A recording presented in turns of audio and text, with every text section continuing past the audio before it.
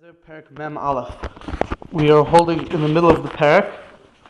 I just want to, before we start from where we left off, just say over some points that I came up with that have to do with what we discussed last week.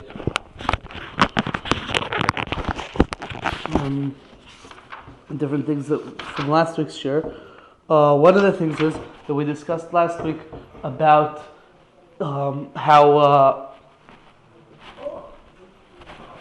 how Hashem originally asked different nations if they want to accept the Torah, and each one had their excuse why they don't want it.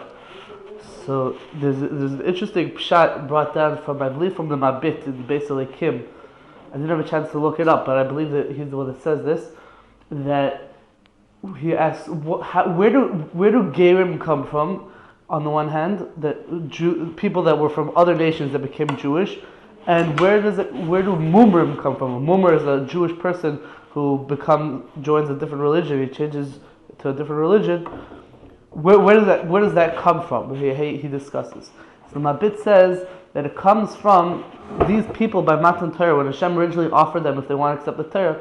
So he says some of the Goyim actually wanted to take the Torah, but what happened was that they were outnumbered. The rule of majority says that if the majority of the nation doesn't want it, so the nation won't accept it. Even though there were some individuals within that nation, the minority that did want it.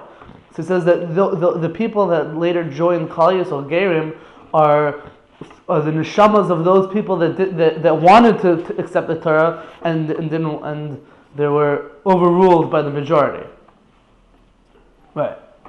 And on the other hand, he says the same thing about Mumrim, Jewish people that went to a different religion, so he says what happened to them is that they were from the people that originally, when Hashem offered the Torah to the Jews, they said, no, we don't want it. But they were overruled because the majority of the Jews wanted it. So what happened was that they were forced to accept it, and then later on their neshamas wanted to go away from the Torah, so that's why they converted to other religions. But I think it's a dangerous word to say over, because it sort of justifies it. It justifies a Jewish person saying, I don't want to keep this anymore. I'm from the people that didn't hold it. Also, it's Masha from Chazal. We say that all of Klal Yisrael got together and said, it doesn't sound like there was anyone who opposed. So it's an interesting point. Another point is that I was looking in the Sefer. I don't usually look at the Sefer, but it happened to be that. What was the Earth doing when the mountain was being held over us? I don't know. Because there were a lot of that. Yeah. I was looking at the Sefer this week. I'm in Hagim, who's on interesting, and he says a few things that are relevant to some of the discussions for last week. Last week we discussed that when Hashem gave over the Torah, it said b'lashon Shavuot. Hashem said it in the lashon of Shavuot. So we said two explanations. What does it mean, lashon of Shavuot? Was it that Hashem swore that He's not going to replace Klal Yisrael, or was it that Klal Yisrael swore that they're not going to replace Hashem, or not going to replace the Torah? And we also discussed if what obligates a ben Noach to keep his Shavuot, whatever. But the point is that we had two explanations. What does it mean, b'lashon Shavuot? Hashem made the Shavuot, or Klal Yisrael made the Shavuot? So Tamiya ben Hagim, he brings down, it says that they're not necessarily mutually exclusive. You could say that there were two Shavuos going on over here. Hashem made a Shavuot that they're not going to replace Klal Yisrael, and Klal Yisrael made a Shavuot that they're not going to replace the Torah and Hashem. And he says that's the lashon of the Yontif. When we celebrate Matan Torah, it's called Shavuos, which could literally be translated as oaths in plural. Why oaths? What are the oaths that were going on? The oath that Klal Yisrael swore to not replace Hashem and the Torah, and the oath that Hashem swore not to replace Klal Yisrael. That's an interesting part. I'm going to get to what we said last week. Another thing we said last week was that Har Sinai, the mountain where the Torah was given, was originally called Har Charev. We said because it has to do with destruction, because destruction could have come to the world if not for the fact that Klal Yisrael would accept the Torah, because Hashem originally stipulated with the creation of the world that if they don't accept the Torah, then the world is going to be destroyed. So that's why it was originally called Charev. And then afterwards, it was called Sinai, and we said Hashem sneh. So we said, why is it called Sinai? Sinai should be called sneh. So we said that it's named after it. It's not going to have the exact same name because the name represents the essence of what the thing is, and you can't necessarily have two things that have the exact same essence, even if the essence of Har Sinai sort of recalls the sneh, but it's not the exact same thing as the sneh. So it's not going to have the exact same name. We said such a pshat last week, but I found in the Tamei Amid Hagim brings in the name of the Yaibitz and also in the name of the Ashfaidi, an interesting legend that says that Har Sinai was a mountain that was very rocky, a lot of rocks on Har Sinai, and apparently if you would take a rock from Har Sinai and you look at it, there would be a form or a picture of a sneh, a sneh bush, like a burning bush in each rock. And apparently if you would take a rock and smash it into, cut it in half or smash it into other pieces, each piece would also have a picture of a sneh in it. So they say that according to this legend, that's why what it means that Sinai is called Sinai al sneh. Because what does Sinai have to do with sneh? Because the rocks of Har Sinai have pictures of a sneh on it. It's a very interesting thing. I don't know if we can verify and see. It'd be interesting to see if once we find Har Sinai, figure out where it is, see if we have these rocks. Another thing we mentioned last week was the different names of Har Sinai. So one of the names we said was Har Gavnunim, and we mentioned the medrash that said that why is Har Sinai called Har Gavnunim? Because it was Naki Kigvina.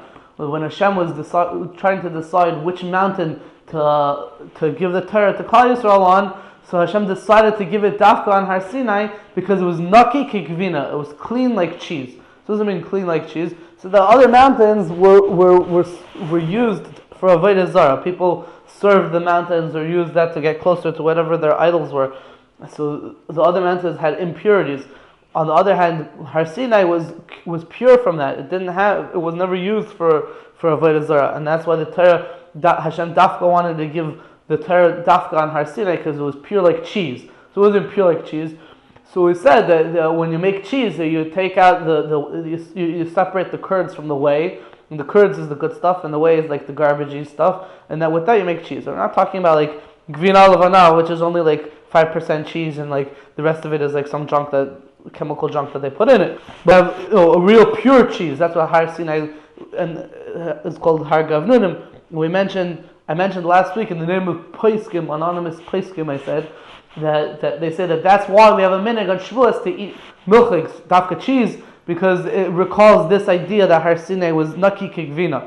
So last week I said it in the name of anonymous Paiskim. The truth is because I didn't remember who said it. So I just said it over. I didn't have a chance to look at it. And I looked at Tamei Amid Hagim. He brings this down in the name of Reb Shimshon Ma'aser Poli, one of the great Mukubalim from the 1600s. Okay, fine. So there's a few different points that we're going to get to last week, and now we'll start from where we're up to. We're in the middle of Perek Mem Aleph, up to the words Rabbi Pinchas Omer. Rabbi Pinchas said, Erev Shabbos, Amdu Yisrael B'Har Sinai Aruchim. Erev Shabbos, he understood that the Torah was given on Erev Shabbos.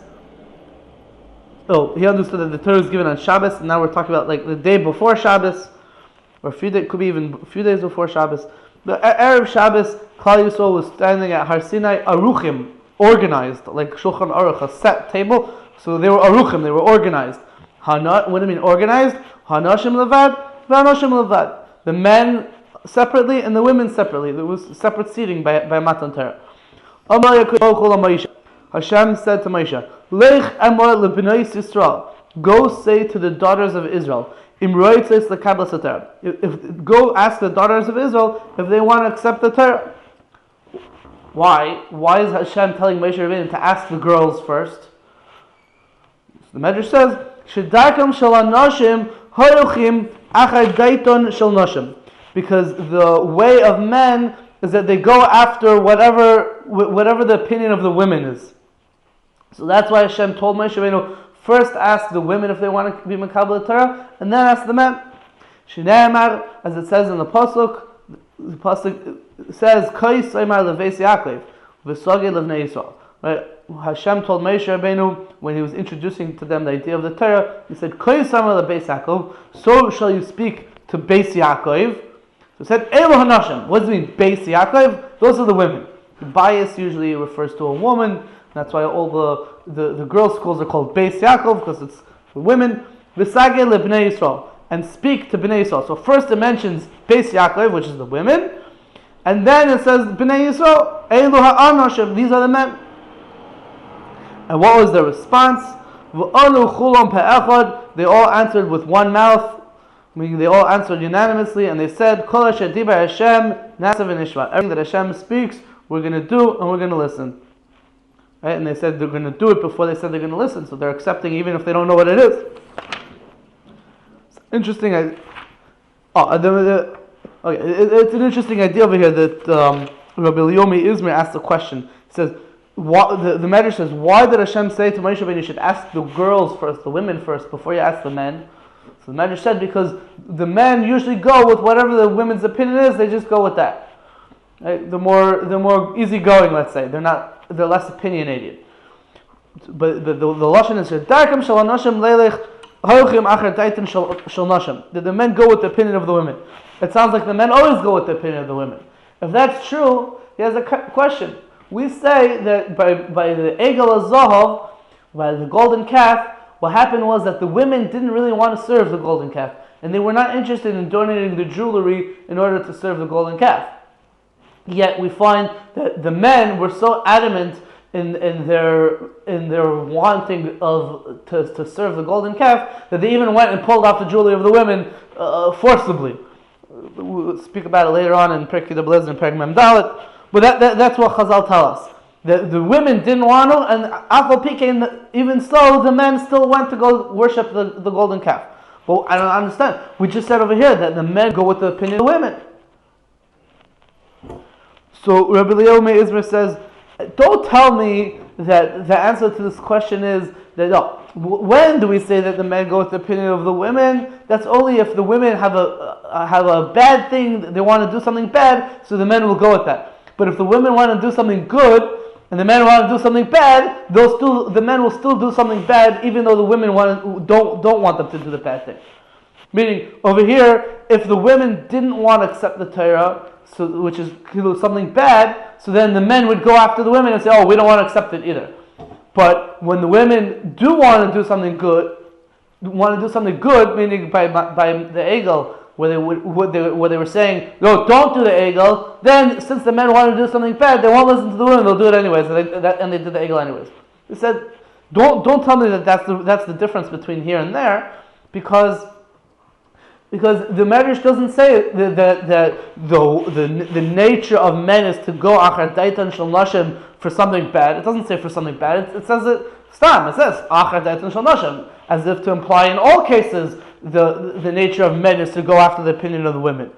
So how do we understand the difference between over here by Matan Torah that the men would be going after the opinion of the women, and over there by the Egel Azav, where the men wanted to worship it and women didn't want to worship it? So I think it's a very good question that he asks over here. I say he says an answer. I think it's a little bit of a doichik answer, but Rabbi Yomi Izmir answers that you could say that really the nature of man is to always go with the opinion of the women, like it says over here in the Medrash. But over there, by Egel HaZahav, by the golden calf, it was something unnatural that happened. Hashem, he says that Hashem made it like a miracle, so to speak, that the men went against the opinion of the women to do the Egel HaZahav, because Hashem Dafka wanted the story of the Egel HaZahav to happen in order to teach us a lesson that a person can do an Avera and subsequently do Tshuva and erase the Avera, like Klal Yisrael did or somewhat erase the Avera, but Klal Yisrael did by the Egel HaZahav. That's what Rabbi Yomi Izmir says. It's an interesting thought that Hashem made it happen, even though it doesn't work with the natural way of the world. But let's go weiter. For Oimer, it says, so the Medrash brings, this is a little bit difficult to understand over here, but the Medrash brings, so we said that Hashem told Moshe Rabbeinu to ask the women and then ask the men, right?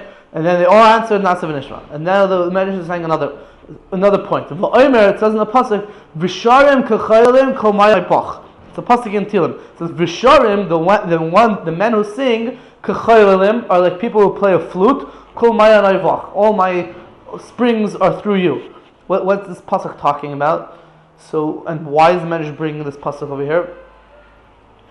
So, the Mefarshim are sort of, it's very hard to exactly understand what the kesher is, but the Mefarshim bring down that elsewhere in Chazal, in the Yalkut and Tehillim, and Midrashim on Tehillim, Sheikher Tayv, when on this pasuk in Parak Pei Zayin in Tehillim, they understand that Visharim, the men who sing, meaning the men who sang by Oz Yasher, by after Kriyas Yamsuf, K'choylelim, were like the women who played the flute, right?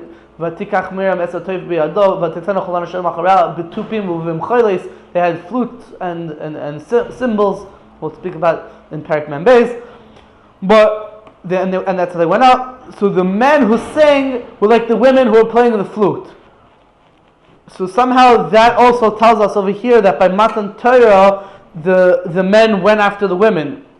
But it's a little bit problematic because over there by Kriyas Yamsuf the women went after the men, not the men went after the women. So I'm not sure exactly what the kesher is over here. The Radal also goes with this derech. I still don't understand it. But then the Radal in the footnote says another pshat that the Gemara, the Medrash is just trying to is not trying to prove that the men go after the women. The Medrash is just trying to prove that the men and the women by Matan Torah were separate. Because on one hand it's the shorim, the people who sang, meaning the men, and on the other hand you have the cholim, the ones who played the flute, the women, that they were separate by Matan Torah. Still, I don't see exactly where you see that we're talking about Matan Torah. That pasuk l'chayr is just talking about Kriyas Yamsuf. So I'm not sure exactly. Fine. Let's go weiter. This is an interesting thing. Rabbi Chachinoi says, B'chodesh hashlishi. The Torah tells us that the Matan Torah happened in the third month. Meaning, if we count from Nisan, so if Nisan year Sivan, Torah is given in the month of Sivan. Now, in the month of Sivan is in the summer. In the summer, Hayyim Kaful Kalayla. The day is double the night. That's what he says. The day is double the night. No, meaning the day is twice as long as the night. Right? Now the Radal says that that's obviously not literal, because in order for the day to be twice as long as the night, it would have to mean that the day is 16 hours long and the night is 8 hours long, right? Because 8 plus 16 is 24. But that's never true, at least in our latitude and longitude over here in Eretz Yisrael, in this area, Mitzrayim. And in the Midbar, the day never gets to 16 hours long. And the max is that the day gets to about 14 hours. In the heat of the summer, the day is about 14 hours long, and then the night is 10 hours, 14 and 10. That's the max. But when the Medrash says that the day was twice as long as the night, it doesn't mean literally twice as long. It just means that it was long days. In the summer, the days were long. And what happened was the Jews, they overslept. They slept two hours into the day. Right? Let's say like nowadays, Nates is something like, I don't know, a quarter to 6, I think maybe, and a quarter to 6 in the morning, maybe even early, like 5:30 in the morning or so, and then Shkia now is about 7:30. So if you look at it from without daylight savings, it's let's say 4:30 in the morning really till 6:30 at night. So that's about 14 hours. The day is about 14 hours long now. A 14-hour long day. And what happened was that the Jews, instead of waking up at 4:30 in the morning, they woke up at 6:30 in the morning. So they slept 2 hours into the day on the day of Matan Torah. Why? So now the Medrash says something interesting. Why do they sleep? Because Shishnas, there's a few girsites over here, but this is the way our Perkei Abelazar has it. Shishnas Yom Ba'atzeres Areva, because sleeping during the day on Atzeres, sleeping during the day on Shavuos is Areva, it's sweet. Another girsa is not that it's Areva, sweet, but it's Aruka, it's long, because it's the long days. But Laila Kotzer, and the nights are short. So it's very gishmak to sleep during the day in the summer, and it's very easy to do it because the day is so long and the night is so short, so you end up sleeping a little bit extra.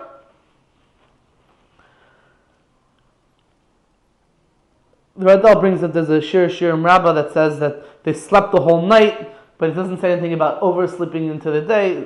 So he says that it sounds like from there that they woke up right away in the day, right when the day happened. But the point is that and the Medrash over there was sort of saying that the point was that they slept that night and they really shouldn't have been sleeping that night because they should be preparing for the reception of the Torah. So what happened?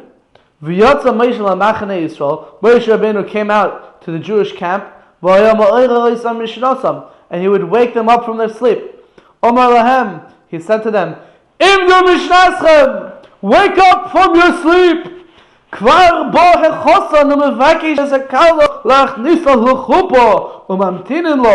chassan has already arrived and is requesting the kala is asking for the kala to bring her into the chuppah, and he's waiting for her. The chassan is waiting. Where are you guys?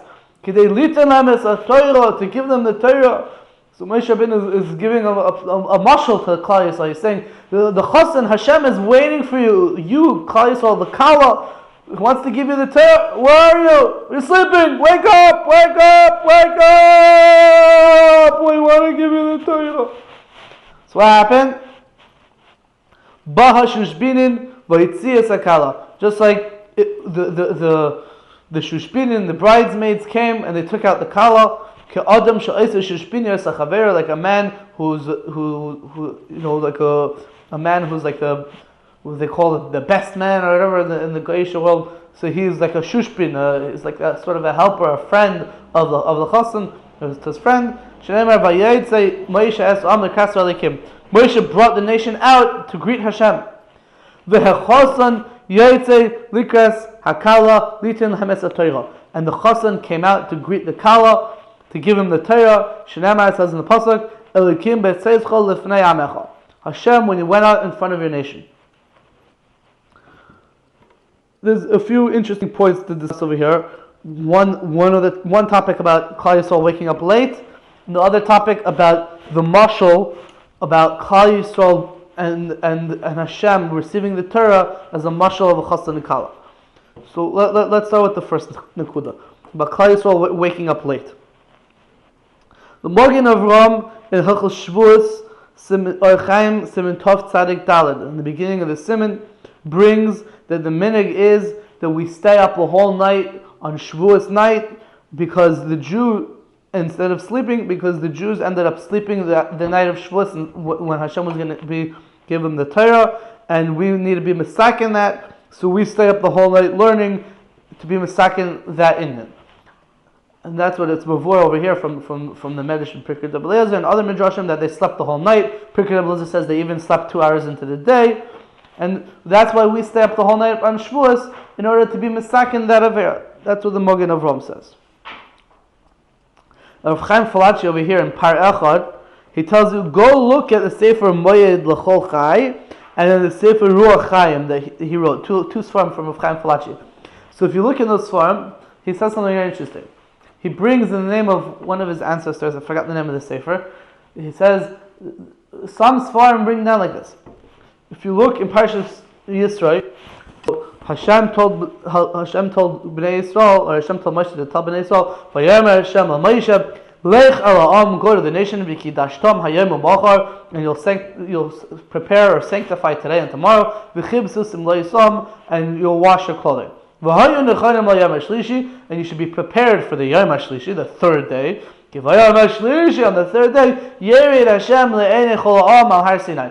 Hashem is going to descend up in the eyes of the whole nation upon Har Sinai. Right? This is the passage that's quoted in the beginning of the parak. That this is one of the 10 places where we find that Hashem came down, descended on Har Sinai. Actually, it's a different passage, but it's the same idea. That Hashem will descend on Har Sinai. So what does it mean? Hayu nechayim l'yom hashlishi. Prepare yourself for the third day. So the Ibn Ezra says something interesting. Hayu nechayim, be prepared for the third day. Ulai lo yishan adam b'hem balayla. Maybe what it means that you should be prepared for the third day means that lo yishan adam b'hem balayla. A person, no one should sleep that night. She yishbu kol Hashem b'bayker, so that they'll be prepared to listen to the voice of Hashem at the crack of the morning. And he makes a comparison, Kidera Kohen Gadol b'Yom Kippurim, just like a Kohen Gadol on Yom Kippur. The Mishnah in Mesachas Yuma says that the Kohen Gadol would stay up the whole night before doing the Avodah on Yom Kippur. He wouldn't go to sleep. So too, the Ibn Ezra says that when Hashem said, Hayu Nechanim l'Yom HaShlishi, that means that they should stay up the whole night in order to prepare for acceptance of the Torah the next morning. That's what it says in Ibn Ezra. So Rav Chaim Palaji brings, I forgot the name of the Sefer, but he says that this Sefer says that from this Ibn Ezra, that's why we stay up the whole night. That's what he says. So Rav Chaim Palaji asks, I don't understand. We did, according to the Midrashim, we didn't stay up the whole night. You want to bring me the source for staying up the whole night in Shavuos from this Ibn Ezra, which says that when Hashem said you should be prepared, that means you should stay up the whole night, and that's why we stay up the whole night for Shavuos. But we didn't stay up. According to the Midrashim, we didn't stay up the whole night on Shavuos. We went to sleep. And Pirkei Ezra says they even slept 2 hours into the day. And the Magen Avraham even says the exact opposite. The Magen Avraham says that the reason why we stay up the whole night is to be misaken this that we slept. He brings from the Mekubalim, the Magen Avraham. So how can you bring a raya from the Ibn Ezra? So I wanted to say that what it means is that it doesn't mean that that we're doing like what Hashem commanded us over there. Hashem said, don't sleep, and they didn't sleep, and we're doing like a zecher for that. That's not what it means. It means Hashem said, don't sleep, and we did sleep, and we're doing a tikkun exactly like the Magen Avraham said. But if Chaim Palaji didn't understand this Mefarshim like that. He was saying that, no, they're saying that it's exactly like what the Ibn Ezra said, that Hashem said, don't sleep, and they didn't sleep, and we're doing a zecher to that. Magen Avraham said, and brings from the Midrashim, that they did sleep, and that's why we do. Then I found that the Radal said, no, you can't say what I'm saying. The Radal in Chesofes Oish Zayin, the Radal said, no, you can't say Chas v'Shalom. Chas v'Shalom to say that Hashem would command them to not sleep, and they dafka did sleep. That's what Rav Chaim Palaji is really asking. Saying, if the Medrash says that they slept, then you can't say that the reason why we stay up is because the Ibn Ezra said that Hashem said don't sleep. Because if Hashem said don't sleep and they slept, you have chas v'shalom to say such a thing, that they would go against what Hashem said. So it has to be that there's some sort of machlekes over here. It's also, according to that shot, it's similar to the spies.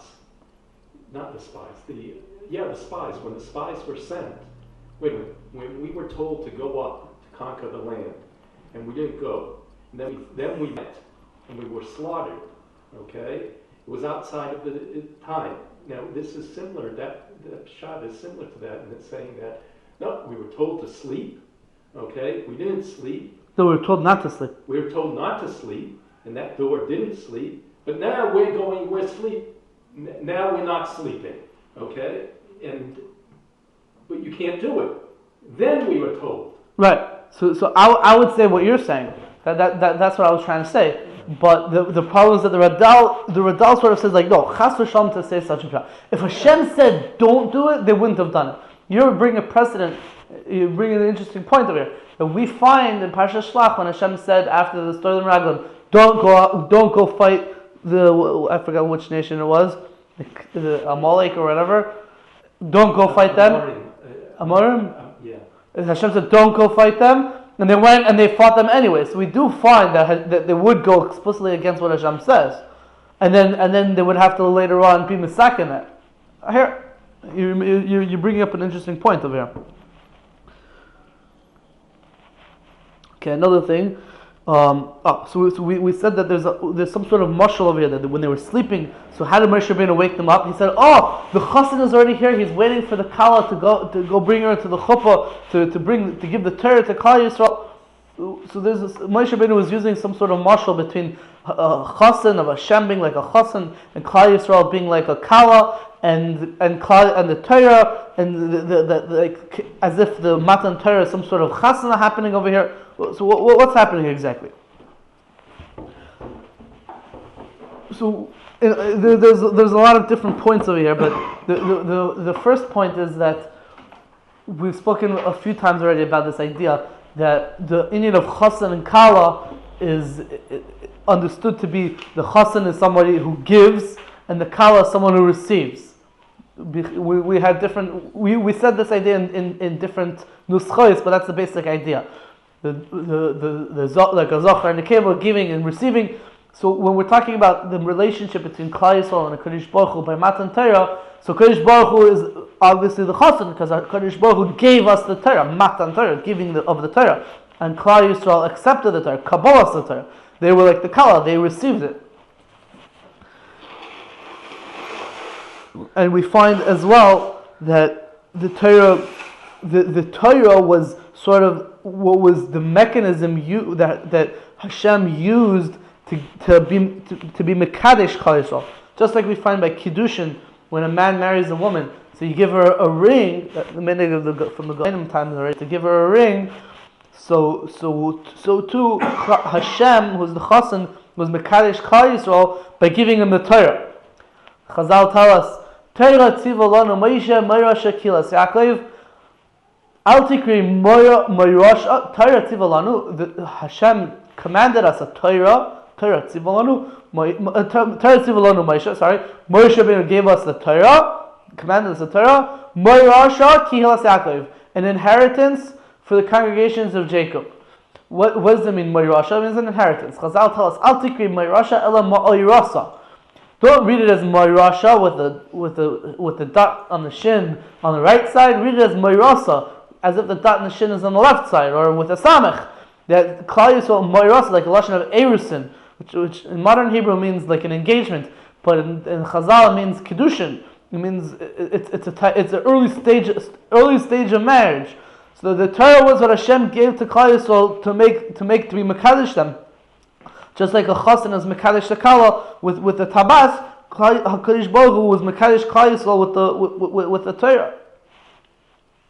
Chazal also tell us that why did Moshe Rabbeinu break the luchos? So how does the luchos figure into this symbolism? So Chazal tell us why did Moshe Rabbeinu break the luchos? Because Moshe Rabbeinu was like this. If you have the Chazal tells a medrash, a mashal. If you have a man whose wife was mizana, she committed adultery, right?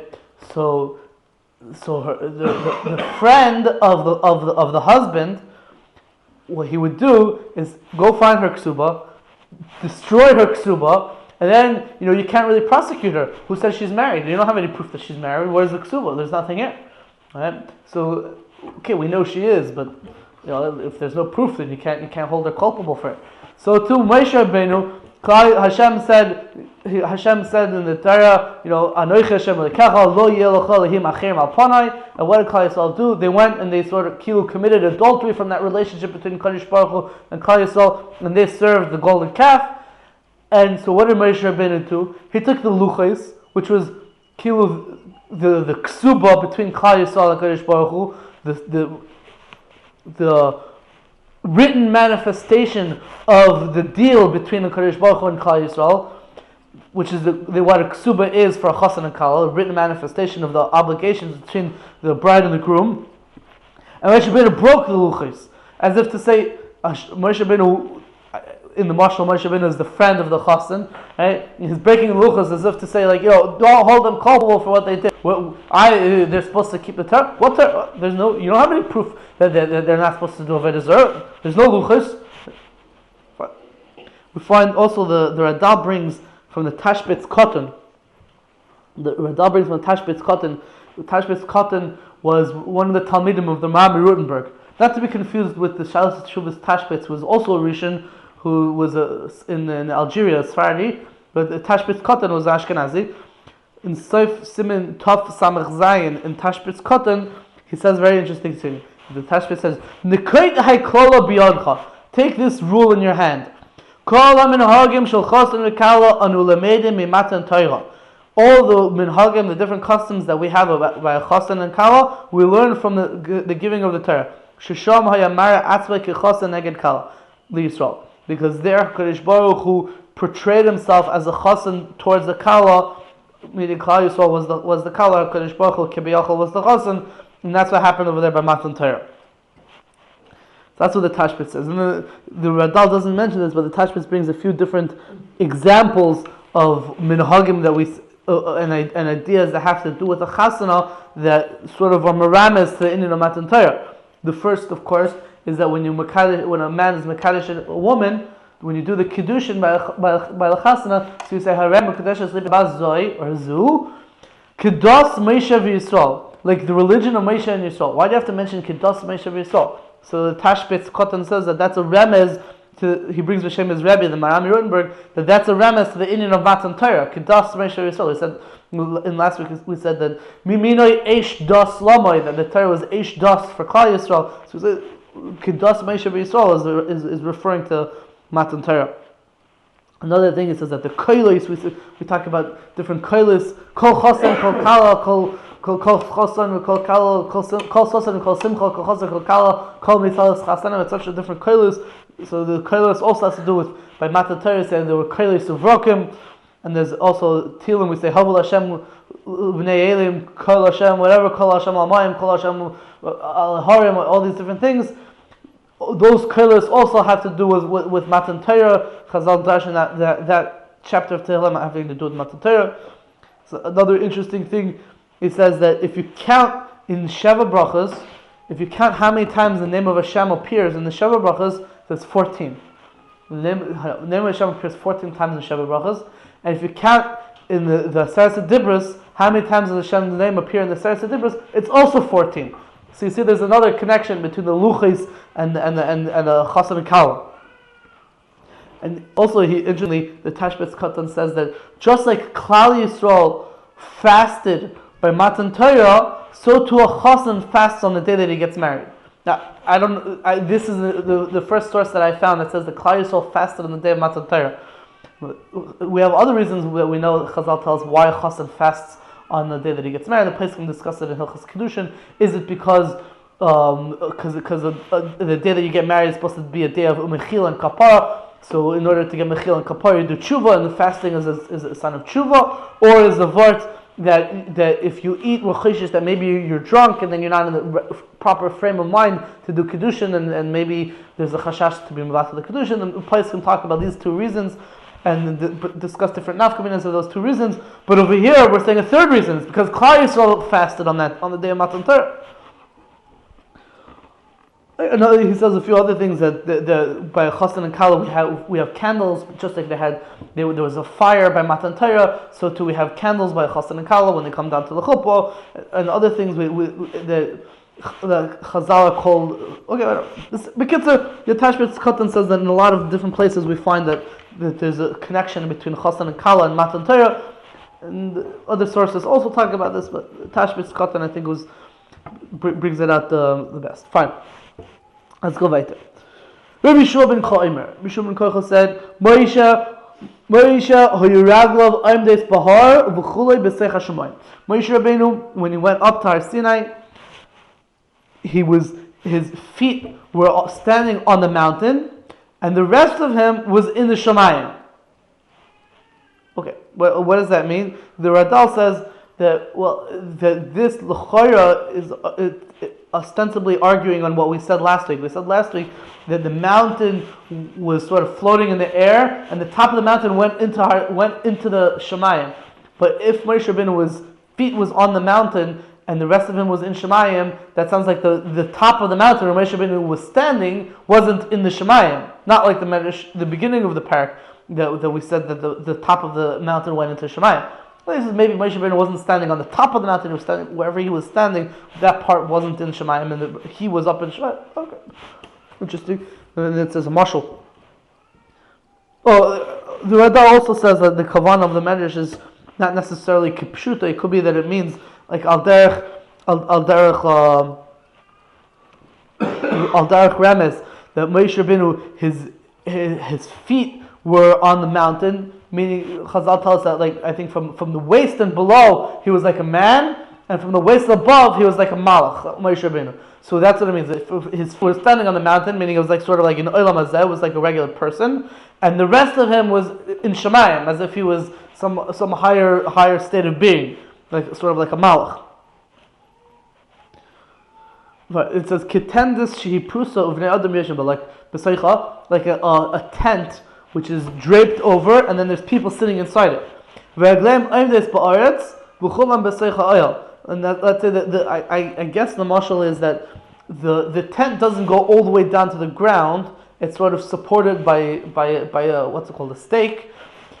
So when you're inside the tent, you could say that your feet are in the ground, but they're not necessarily in the tent. But the rest of you is in the tent. So too Moshe Rabbeinu was, his feet were on the mountain, but the rest of him was in the Shemayim. And Moshe Rabbeinu was looking and gazing upon everything that was in the Shemayim. And Kadosh Baruch Hu spoke to Moshe Rabbeinu as a man who speaks to his friend. Shenemar, because it says in the pasuk, "V'dibra Hashem el Moshe panim el panim." Kadosh Baruch Hu spoke to Moshe Rabbeinu face to face. Now, obviously, this doesn't literally mean face to face, because Pashtus or Kadosh Baruch Hu doesn't have a face. So what does it mean Hashem spoke to Moshe Rabbeinu like a man speaks to his friend? So Chazal tells us in Maseches Yevamos that there's two types of Nevi'im. There's Nevi'im that had a Nevuah Bas Paklaria Me'ira, and there's Nevi'im that had a Nevuah Bas Paklaria She'ena Me'ira. You can have a Nevuah, you can have a vision that's a clear vision, you see exactly what it is, and there's no questions about it. And then there's a Nevuah, a type of prophecy that's sort of a little bit murky. It's not so clear exactly what's happening, and you have to use your own interpretation. So Moshe Rabbeinu's Nevuah, Darga of Nevuah from Kadosh Baruch Hu, Chazal tell us that Shechina medaberes mitoch groinish shel Moshe Rabbeinu. The Shechina spoke from the throat of Moshe Rabbeinu. It was much more direct than other Nevi'im. Nevi'im sort of had like some sort of vision, and then they would try to understand exactly what the vision means, and they would have that's what their Nevuah was. The Nevuah was more. The Nevuah had to do more with their own personal interpretations. Moshe Rabbeinu was directly God speaking to Klal Yisrael. Just Moshe Rabbeinu was the conduit. That's why Chazal tells us, "Ein shtei neviim misnabim b'signain achad." No two neviim will give a nevuah with the exact same style, because each navi, the style comes from the navi. The exact words, the exact phrases, how to say it over, that comes from the navi. By Moshe Rabbeinu, we don't say that. Moshe Rabbeinu comes directly from Hashem. Hashem said to Moshe Rabbeinu, "Lech v'kadesh Yisrael shnei yavim." Go and tell Klal Yisrael to sanctify themselves for 2 days. Shnei it says in the pasuk, "V'yamer Hashem el Moshe lech el ha'am v'kidashtom hayom u'bachar." Hashem said to Moshe Rabbeinu, "Go to the nation and sanctify today and tomorrow." 2 days of preparation. What was the sanctification of Klal Yisrael that they had to do in the Midbar? What do you have to sanctify already? What's the Indian of Kedusha over here? You want to say that they have to give themselves a bris milah? Shower. Arlei leiv lo hayu b'seichim. They didn't have any arlei leiv. Other girsa is arelim. The Marzu has a girsa of arelim. Arelim lo hayu b'seichim. They don't have any people who are arelim, uncircumcised. They have. If you're talking about circumcision, that they're already sanctified about that. You want to say sanctify themselves with food, that they should eat, the proper food, the holy food or whatever. The man was coming to them from Shemayim. So we're not talking about food. They had water coming from the special well. And there was the clouds of glory that were surrounding them. So what does it mean that they have to prepare them to sanctify themselves? Or rather, it's talking about relations with or ha'afrashim and ishesem shelo yishamshu, that they should separate themselves from their wives. Interestingly, in Tanu Debei Eliyahu Rabbah, it says that Hashem said to them, "Badlu atzmechem me'avera v'gezel v'dover mechor." Separate yourselves from gezel, from stolen things and other disgusting things. Kadesh yu tahirim b'shah sheyamdu al har Sinai. What's the preparation according to Tanav Elio? The preparation is, sort of do tshuva. Get rid of all the things that you stole and other things so that you'll be tahor when you're standing by Har Sinai. That's tahor. And here this is Kaddish. Right. What's the chiluk? Or is there no chiluk? I don't know. The same thing. Just in a different way. The Radal brings that the Zayis Ranan and the Yalkut Shemaini says that what does it mean to sanctify themselves? We're talking about Tumah and Tyra, like Tumah and Tyra. Tumah and Tyra is also like an Indian of Kedusha. But the Radal doesn't like that pshat. He says that no, because there was no such thing as Tumah Tyra before Matan Torah. He says maybe there were people who were makbid on Tumas Keri, but before Matan Torah there was no such thing as Tumah Tyra. So the whole Indian of Tumah Tyra is like a gzeres hakadosh of the Kadosh Baruch Mekadosh in the Torah. Before the Torah there was no such thing. So the Radal wants to say that what it means is that Kedusha means like a degree of holiness, meaning like seriousness. And when a person is with his wife, so it makes some sort of level of kalas reish, and that's what we're sort of trying to make a person serious. And he goes with that pshat. Moshe don din b'nei levinatza. Moshe Rabbeinu made a logical argument to himself. Omar Moshe, Moshe Rabbeinu said, Yelech adam etzel ishtoi v'nimtzu mis'akmin mil'kabel ha'Torah. A man is going to go to his wife and do what he does with his wife, and it's going to come out that they're not going to be able to be mikabel ha'Torah because they only have 2 days of preparation. So what did he do? He added an extra day from himself. So if a man goes to his wife, he'll already be Torah for 2 days. So Moshe Rabbeinu added a third day so that he'll be really Torah. What's going on over here is very difficult to understand. The Lashon of Pirkei Eliezer. The Radal says that it's talking about some sort of Tyra. No shaykhs to what we're talking about Keri or whatever, Tumah.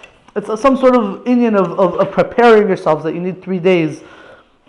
The Gemara talks about a different Indian. The Gemara talks about a musa called Pilatus. That a man who has an emission, so he becomes what's called a Bal Keri, and then he can go. He's tamei for a day. He goes to mikveh that day, and then by nightfall he's tahar. Right. So a man, the etzem, could be with his wife and then be tahar the next day already. Or if he does it at night, go to the mikveh in the morning, and then he's good. Right. But a woman, there's a chashash that what happens is that the zera that the man put into her would come out, and there's a gzeres hakasav that tells us that a piletus, a woman who has zera come out of her, she becomes tamei. It's called a gzeres hakasav of piletus. So Chazal tell us that for 3 days, if the zera comes out, then that makes her a piletus. After 3 days, the zera is already dead, and it doesn't do anything. That's what Chazal tells us. So the Gemara in Masechah Shabbos says that's why Moshe Rabbeinu wanted dafka 3 days, so that there won't be any problems with this. This is one of the reasons why nowadays in Hilchas Nida a woman has to wait 4 or 5 days before doing a hefsek Torah. It has to do with this inyan of piletus, because piletus also would make it that shiva nekiyim not going to be called naki, and you would have to start over again, basically. That's why we wait. Okay, all right, it's more complicated than that, but that's basically what the halacha is in Hilchas Nida, and the Gemara in Shabbos says that's why Moshe Rabbeinu Tafka wanted to do 3 days. But it doesn't sound like that's what was happening over here in the Pirkei Avos, because here it sounds like it's talking about the man not being tamei, and the man having a tyra. But then what's the 3 days? I don't know exactly what's going on over here, but what I do know, and I don't know if this has anything to do with what we're talking about, B'chlal, but it could be that it does. In the Dead Sea Scrolls, Lahavdil, the cult in Qumran that wrote the Dead Sea Scrolls. So in a lot of their scrolls, they write that a man who has an emission is tamei for 3 days. Chazal tell us 1 day. In the Torah, it sounds like 1 day. It doesn't say 3 days like it says by a Zav. Well, Zav is not really. Whatever. It doesn't say 3 days. It doesn't say 3 days in the Torah. They understand, these Dead Sea Scroll people understand that a man is tamei for 3 days. So in light of that, could be if I don't know, but if maybe there's some sort of machlekes or something in earlier times, and maybe this particular blizzard is going like that. If you understand it like that, it makes a little bit more sense that the men would be tummy for 3 days. I don't know. I'm not sure. I don't know if you can apply what it says in the Dead Sea Scrolls to the Midrashim. But Moshe didn't they know the bein atzmo? He thought that wasn't going to be proper. Right. Meaning that wasn't going to work. Right. So he added another day. Right. So that it would work. Right. Just in case somebody gave in to his Eitzar Hara. Right. But then over there you still only need 2 days. Over here you still only need 2 days, and he just had to make sure that it was 2. Oh, that's the word. Could be. I'm not sure. I'm suggesting that. I'm not sure. He added it just to be cautious. Be cautious. Could be. In case somebody. The Gemara in Yevamim says that Hashem originally said 2 days, and Moshe Rabbeinu added a 3rd day, and Kadosh Baruch Hu was masking. So the Gemara in Shabbos. Omar Kadosh Baruch Hu, Hashem said, Moshe, the way I understand this line, also the Mefarshim don't speak about it, but many souls from Klal Yisrael were supposed to be coming on that day, on that night. The way I understand it was when Hashem was telling Moshe Rabbeinu, there were a lot of people that were supposed to be conceived that night. You added a 3rd day, they were supposed to be conceived dafka that night. And by you adding an extra day where they have to be separate, you withheld them from coming into the world. Still, still what you did was good. For Hoydulai Kadosh Baruch Hu, and Kadosh Baruch Hu agreed to Moshe Rabbeinu. Shenamar, it says in the pasuk, "V'hoyu nechayim l'yom hashlishi." Should be prepared for the nechayim l'yom hashlishi. I think the drasha is like nochayin, like what you said was nochayin about the 3rd day. What you said was correct about the 3rd day. The Radal points out that the Gemara actually says a different proof that Kadosh Baruch Hu agreed to Moshe Rabbeinu, because the Gemara says that, and we find that the Shekhinah didn't come to Har Sinai till the 3rd day. If Kadosh Baruch Hu didn't agree, so it would be 1 day, 2 days preparation, and then the 3rd day Kadosh Baruch Hu would come. But that's not what happened. It was 1 day, 2 days, 3rd day still preparing, and then the next day Kadosh Baruch Hu's Shekhinah came in and gave the Torah to Klal Yisrael. So that's how you know that Hashem agreed. It didn't make this drushim v'hayu nechayim. It said that's just the way it happened. Right. Omar Kadosh Baruch Hu Yered Moshe LaMachane. Hashem said that I want that Moshe Rabbeinu should go down to the camp of the Jews, and then I will let the Jews hear the Torah. Why? Why Hashem didn't want Moshe Rabbeinu on the mountain when he was saying over the Torah? Because I didn't want people to say that really it wasn't Hashem speaking, it was Moshe Rabbeinu up on the mountain behind the dark clouds. He was really speaking, and he made it look like it was coming from Hashem, but he was really the one speaking. So rather Hashem wanted that Moshe Rabbeinu is going to be down with Klal Yisrael, and still there's going to be a voice coming, so it couldn't be from Moshe Rabbeinu. But the problem is that Hashem is not going to tell Moshe Rabbeinu, okay, go down so I can give you a Torah. It's a shtick called bizayon. Like Moshe Rabbeinu is up there on the mountain, and Hashem says, okay, go down. So Hashem sort of did like a trick to get Moshe Rabbeinu to go down in a more coveted way, in order so that he could give the Torah to Klal Yisrael without Moshe Rabbeinu being on the mountain. Omaroi, Hashem said to him, Raid ha'ed ba'am, go and warn the nation. Go tell Klal Yisrael not to go up on the mountain. That's what Hashem told Moshe Rabbeinu. Go down to the camp of Klal Yisrael and tell them that they're not allowed to go up to the mountain. Moshe hayarotz aliyah sham, but Moshe wanted to stay up on the mountain. So Amalai kvar hayadesi ba'am. I already warned them. I already told Klal Yisrael not to go up the mountain. And that was one of the first things they did when they first came to the mountain. So that didn't get Moshe Rabbeinu to come down. Amalai kara el Aaron. Go call Aaron. Tell Aaron I want him up also on the mountain. Yored al machane likrei Aaron. So Moshe Rabbeinu went down to the camp to call Aaron. And all of a sudden, HaKadosh Baruch Hu Hishme'el Torah to Israel. Then HaKadosh Baruch Hu started speaking the Torah to Klal Yisrael. Shenamar It says in the pasuk, "Vayomer Elov Hashem leich reid." Hashem said to him, "Go down." Vayored Moshe ala'am. Vayomer Aleim, and Moshe went down to the nation. He said to them, what was the next thing? Maksi Basrei. What was the next pasuk right after that? Vayidaber Elokim Esel Rimar Leimar. Hashem spoke these things, these words, saying, "Aneich Hashem Lekecha Asher Tzisicha," etc. Right after Moshe Rabbeinu went down, then Hashem started speaking. What time is it? 10:29. 10:29. Okay. And we'll go weiter, and then we'll sort of speak about the ideas that come out from this next week. Yotza Kol Rishon, the first voice came out. The first Hashem said the first of the Seres Dibros, V'Hashamayim v'Haaretz roshu mimenu, and the heavens and the earth started shaking from it. V'Hayamim v'Hanaharis borchu, and the rivers and the seas started running. They started flowing backwards. Heharim v'Hagvois nismaititu, the mountains and the hills were displaced. And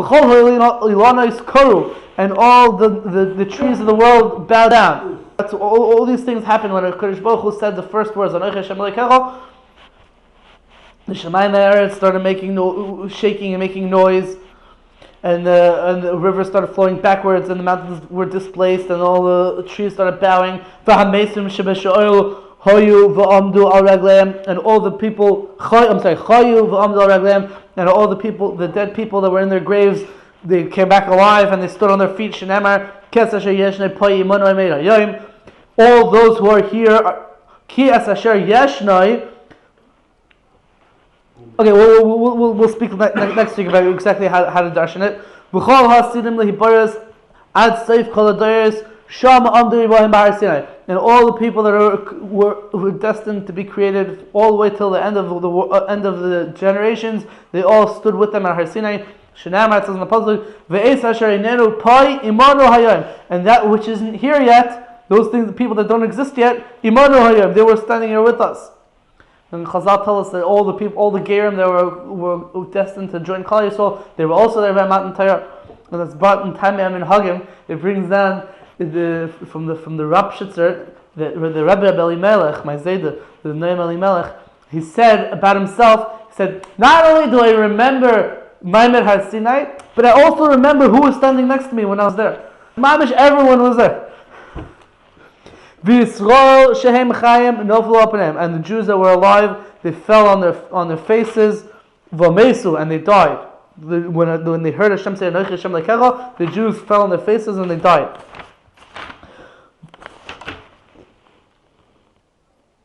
V'yotza kol sheni, and then the second one, the second one of the Seres Dibros came out. Hashem said, Lo yeh loch elikim achirim, v'amdu al ragleim, and then v'chayu v'amdu al ragleim, and they came back to life and they stood on their feet.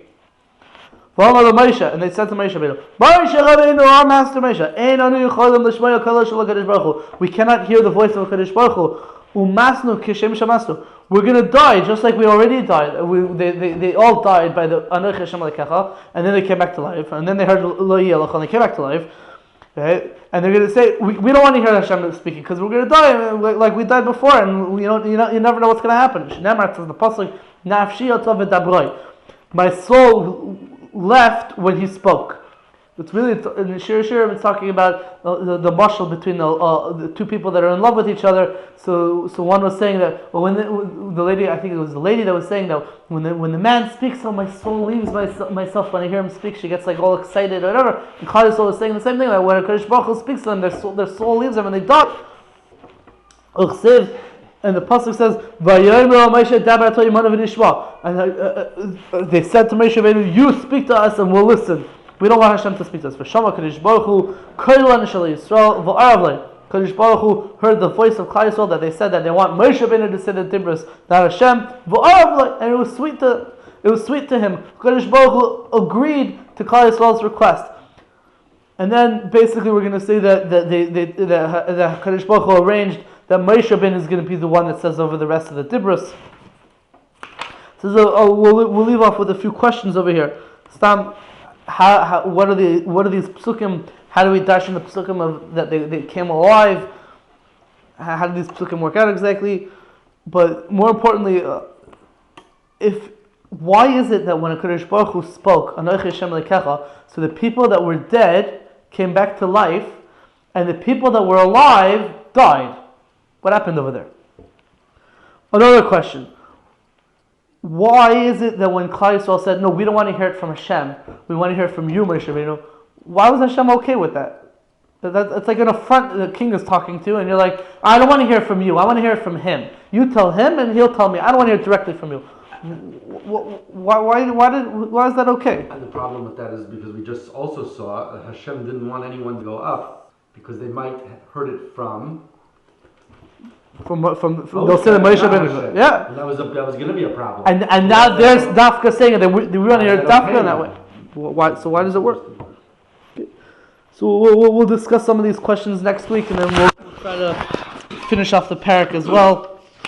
And next week, since it's right before Shavuos, so we'll probably have like a little shorter share, and we'll work it off. All right. Good Shabbos, and thank you for coming.